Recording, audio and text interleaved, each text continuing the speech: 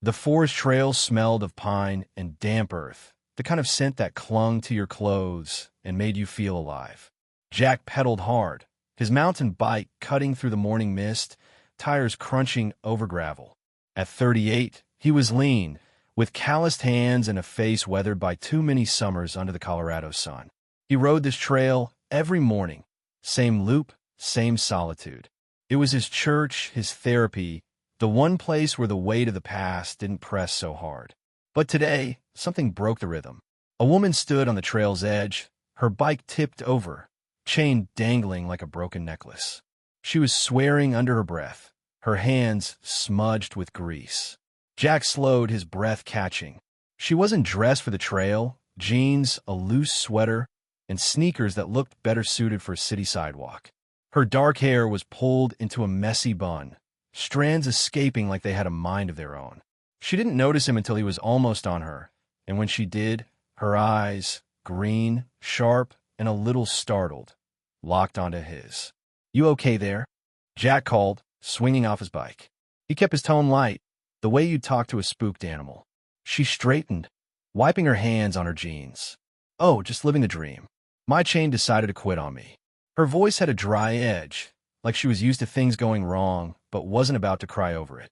Jack crouched beside her bike, a beat-up hybrid that looked like it hadn't seen a tune-up in years. "Mind if I take a look?" She hesitated, then stepped back. "Be my guest. I'm clearly not winning this round." He pulled a small toolkit from his backpack, habit from years of running a bike shop in town. As he worked, he stole glances at her. She was maybe 30, with a face that was pretty in a real way, not polished or perfect. There were faint lines around her eyes, the kind that came from late nights or hard days. She stood with her arms crossed, watching him like she wasn't sure if he was a good Samaritan or just nosy. "I'm Jack, by the way," he said, popping the chain back onto the sprocket. "Lily," she replied, her tone softening just a fraction. "Thanks for stopping. Most people would have just ridden by. Most people don't carry tools." He grinned, testing the chain. It spun smoothly now. "You're good to go. Just maybe get this thing serviced before it stages another rebellion." She laughed, a sound that caught him off guard. It was warm, unguarded, like sunlight breaking through clouds. "Noted. I'm not exactly a pro at this. Borrowed the bike from a friend to clear my head." Jack stood, wiping his hands on a rag. "Trail's good for that. You from around here?" "Sort of. Moved to Crestview a few months ago." She gestured vaguely toward town, then reached for her wallet, which had slipped from her pocket onto the ground. As she picked it up, it flipped open and a photo fluttered out, landing face up in the dirt. Jack's breath hitched. It was him, or at least a younger version of him. Same crooked smile, same flannel shirt he'd worn half to death in his 20s. He was standing on a pier, the ocean behind him, his arm around someone whose face was just out of frame. The photo was creased, like it had been carried for years. Lily snatched it up, her face flushing. "Oh, that's nothing. Just an old picture." She stuffed it back in her wallet, but not before Jack caught the way her fingers trembled. "That was me," he said, his voice quieter now, searching her face. "In the photo. Where'd you get it?" Her eyes darted away, then back to him, like she was weighing what to say. "It's complicated. I don't even know why I still have it." She forced a smile, but it didn't reach her eyes. "Thanks again for the help. I owe you."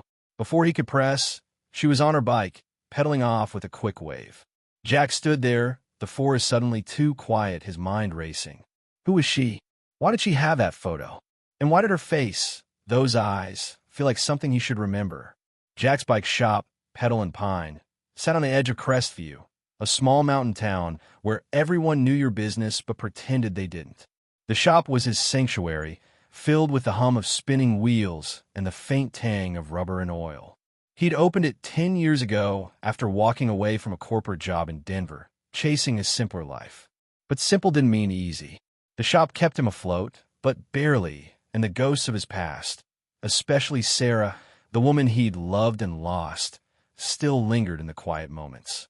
That afternoon, as he tightened a brake cable, his mind kept drifting to Lily.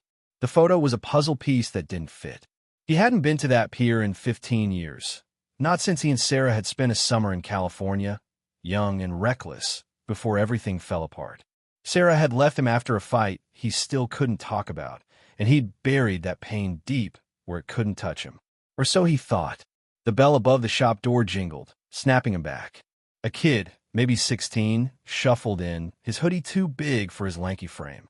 "You Jack?" "Yeah. What's up?" "Got a flat. Can you fix it quick? My mom's gonna flip if I'm late again."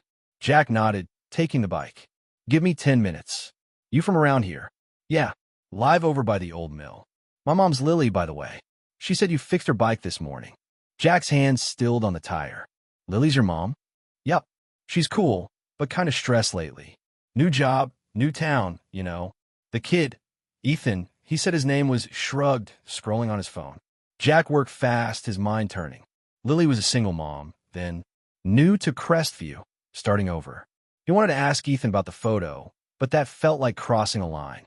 Instead, he handed the bike back and said, "Tell your mom to swing by if her chain acts up again. No charge." Ethan grinned. "Will do. Thanks, man." Lily's new life in Crestview was a tightrope walk. She'd moved here for a fresh start, leaving behind a messy divorce in a city that felt like it was suffocating her. Her job at the local art gallery wasn't glamorous, but paid the bills, and Ethan seemed to be settling in, even if he spent most of his time glued to his phone. The trail that morning had been her attempt to shake off the weight of it all. The bills piling up, the loneliness that crept in at night.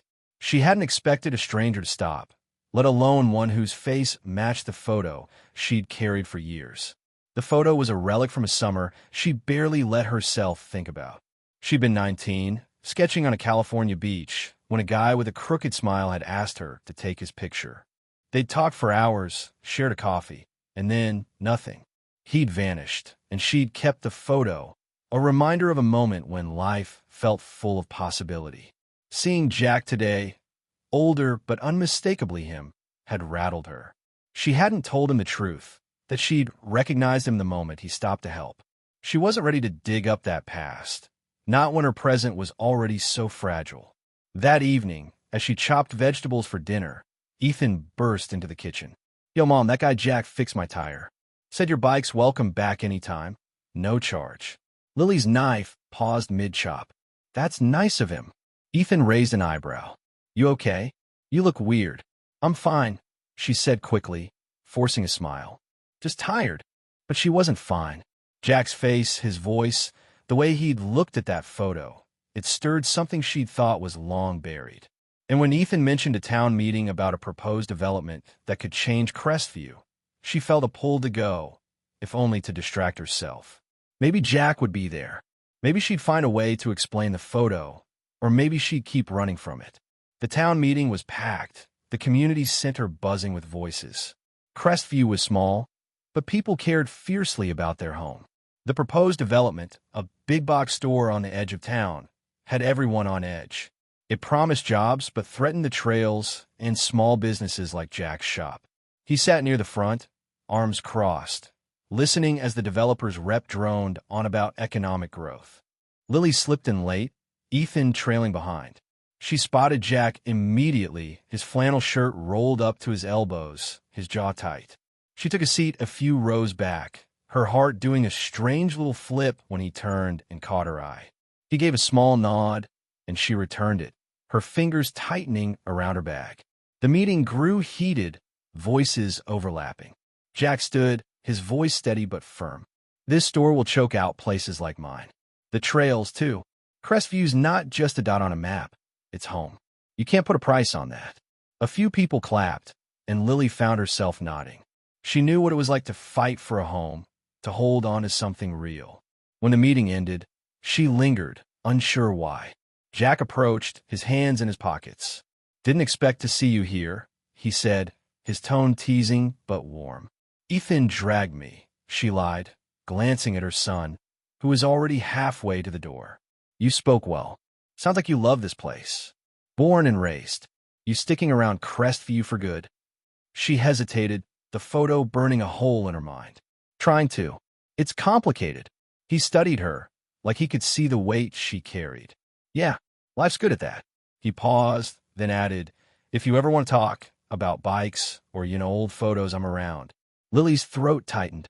She wanted to tell him everything, but the words wouldn't come. Instead, she said, "Thanks, Jack. I might take you up on that." As she walked away, the photo felt heavier than ever. She didn't know how to tell him she'd kept it all these years, or why. But something told her their paths weren't done crossing. Lily's boots crunched on the gravel outside the community center, the cool evening air doing little to calm the storm in her head. Jack's words lingered. "If you ever want to talk about old photos," and they tugged at something she'd locked away years ago. The photo in her wallet wasn't just a snapshot. It was a tether to a summer when she'd felt free, before life became a series of battles. Her marriage, her divorce, raising Ethan alone. She hadn't told Jack she recognized him, because admitting it meant opening a door she wasn't sure she could walk through. But his eyes, that steady way he looked at her, made her want to try. Back home, Ethan was sprawled on the couch, scrolling through his phone. "You gonna tell that Jack guy about the picture?" he asked, not looking up. Lily froze, halfway through hanging her jacket. "What makes you think I've got something to tell?" Ethan smirked. "Mom, you're not slick. You got all weird when he mentioned it on the trail. Plus, you kept looking at him at the meeting like he's some mystery you're trying to solve." She rolled her eyes, but her cheeks warmed.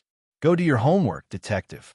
He laughed, but as he shuffled off, Lily sank into a kitchen chair, pulling the photo from her wallet. There was Jack, 20-something, his arm around someone just out of frame. She'd taken that picture on a whim, a moment of connection with a stranger who'd made her laugh until her sides ached. They'd parted ways without exchanging numbers, just a fleeting spark that never became more. She kept the photo through college, her marriage, even after everything fell apart, like it was proof she could still feel something. Seeing Jack now, older but still kind, made her wonder if fate was giving her a second shot. Jack woke the next morning with Lily's face in his mind. Those green eyes, the way they'd flickered with something unspoken at the town meeting. It stirred memories he'd buried deep. He'd spent years running from the past, from Sarah and the fight that ended them. She'd wanted more than he could give, and he'd let her walk away, too stubborn to chase her. The guilt still gnawed at him, especially on quiet mornings like this, when the bike shop felt more like a hideout than a home. He was tightening a spoke when the bell above the door jingled. Lily stood there, her bike propped beside her, a nervous smile tugging at her lips.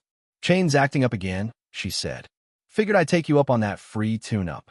Jack wiped his hands on a rag, his heart doing a strange little kick. "Told you it'd stage a rebellion. Let's see what we're dealing with." As he worked, Lily leaned against the counter, her fingers tapping a rhythm. "Ethan said you fixed his tire yesterday. That was kind of you. He's a good kid. Seems like he's got a good mom, too." He glanced up, catching her blush. "He's my whole world," she said softly. "It's just been us for a while. Makes you appreciate the small stuff, you know? Like someone stopping to help on a trail." Jack's hands paused. He wanted to ask about the photo again, but her expression, open, a little vulnerable, stopped him. Instead, he said, "I get it. This shop, these trails, and my small stuff. Keep me grounded." She nodded, like she understood more than he'd said.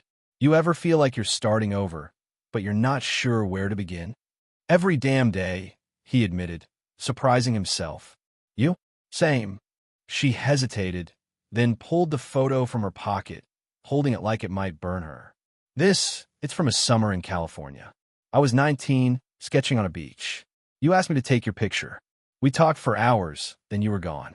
I kept it because, I don't know, it felt important." Jack stared at the photo, his throat tight. He remembered that day, the salt air, the girl with the sketchbook who'd laughed at his dumb jokes. "That was you," he said, almost a whisper. "I looked for you the next day, but you were gone. Thought I'd imagined you." Lily's eyes softened. "I went back, too. But life moves fast, doesn't it?" "Yeah," he said, handing the photo back. "It does."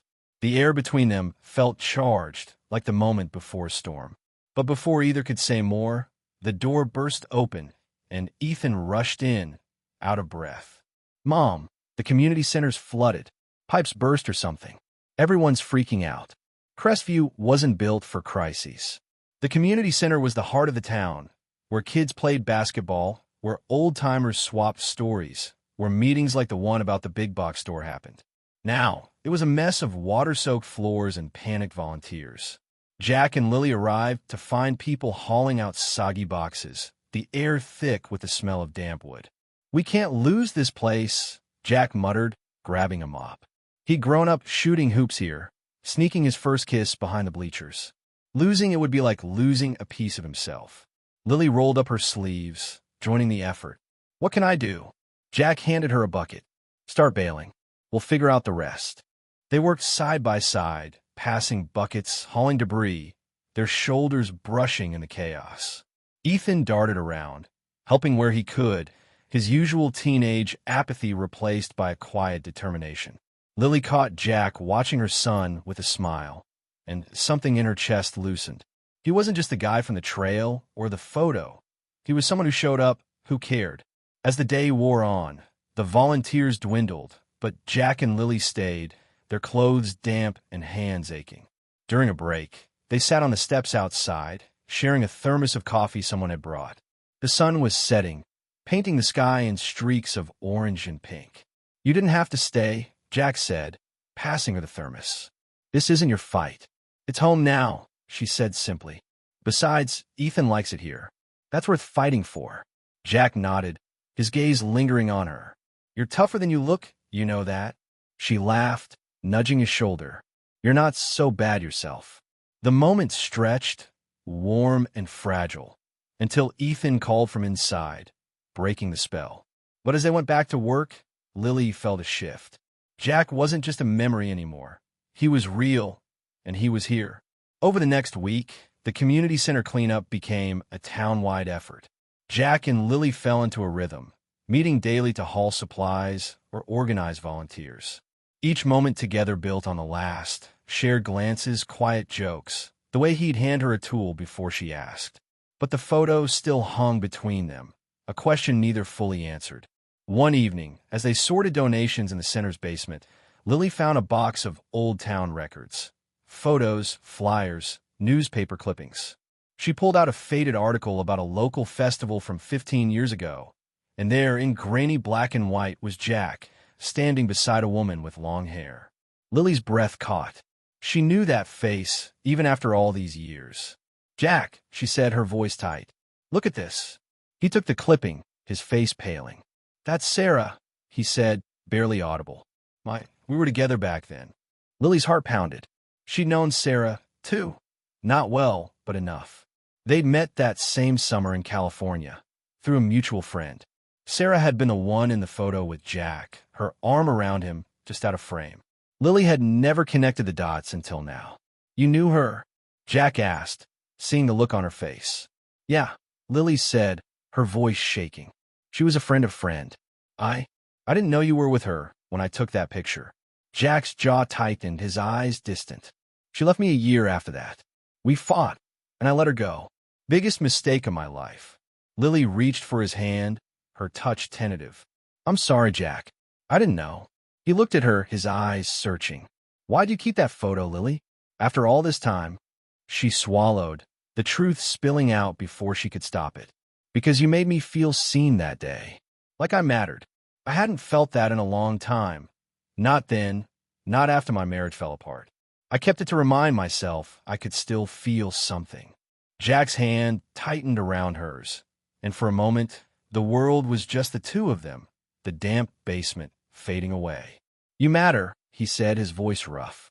"You always did." The air crackled, their faces inches apart. But before anything could happen, a shout from upstairs broke the moment. Another volunteer needed help. They pulled back, hearts racing, the weight of their shared past heavier than ever. As they walked home that night, Lily's mind spun. Jack wasn't just the guy from the photo anymore. He was tied to Sarah, to a summer that had shaped her in ways she hadn't realized. And yet, the way he looked at her now, the way he stayed through the mess of the community center, it felt like more than chance. It felt like a second shot at something she'd let slip away. Jack, meanwhile, lay awake in his small apartment above the bike shop, the newspaper clipping on his nightstand. Lily's confession had cracked something open in him, something he'd thought was long gone.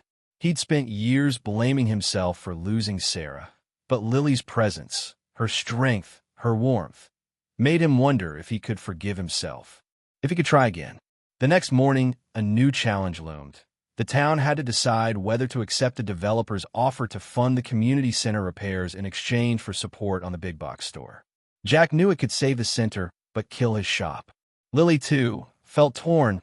Her gallery depended on Crestview's charm, not a strip mall. They'd have to face this together, and the choice would test everything they were starting to build. The Crestview Community Center smelled of fresh paint and sawdust, a stark contrast to the damp chaos of the past week. The town had rallied, and the worst of the flood damage was under control, but the developer's offer hung over everyone like a storm cloud. Accept their money, and the center would be restored. New floors, new roof, maybe even a shiny gym. Refuse, and the town risked losing its heart. Jack stood in the parking lot, staring at the faded sign above the entrance, his stomach knotted. His bike shop couldn't survive a big box store moving in, but saying no felt like betraying the town he loved. Lily pulled up in her beat-up sedan, Ethan in the passenger seat, his earbuds dangling. She stepped out, her dark hair tucked under a baseball cap, her eyes catching the morning light. "You look like you're carrying the world," she said, leaning against her car. Jack managed a half-smile. "Just this town? You here for the meeting?" "Yeah. Ethan's got basketball practice after, so I figured I'd weigh in." She glanced at her son, who was already heading inside. "He loves this place. Makes it hard to stay neutral." Jack nodded, his gaze lingering on her. Since their moment in the basement, her hand in his, her confession about the photo, something had shifted. They hadn't talked about it, but every shared glance, every brush of their shoulders during cleanup, felt like a step toward something neither was ready to name. The revelation about Sarah had complicated things, tying their past together in ways they were still untangling. But right now, the town's future demanded their focus. Inside, the community center was packed again, the air buzzing with tension. The developer's rep, a slick guy in a suit, stood at the front, promising jobs and progress. Jack sat beside Lily, their knees almost touching. When the rep mentioned minimal impact on local businesses, Jack's jaw tightened. He knew better. His shop would be the first to fold. Lily leaned closer, her voice low. "You gonna say something?" "Thinking about it," he muttered. "You?" She hesitated, then nodded. "This town's starting to feel like home. I don't want to lose that." When the floor opened for comments, Jack stood, his voice steady despite the nerves. Crestview's not just buildings. It's the trails, the shops, the people who show up for each other. A store like this might bring jobs, but it'll take away what makes this place ours. I say we find another way to fix the center, together. The room murmured, some nodding, others shifting uncomfortably. Lily's eyes were on him, warm and proud, and it gave him a jolt of courage he hadn't felt in years. Then she stood, her hands clasped in front of her. "I'm new here," she said, her voice clear.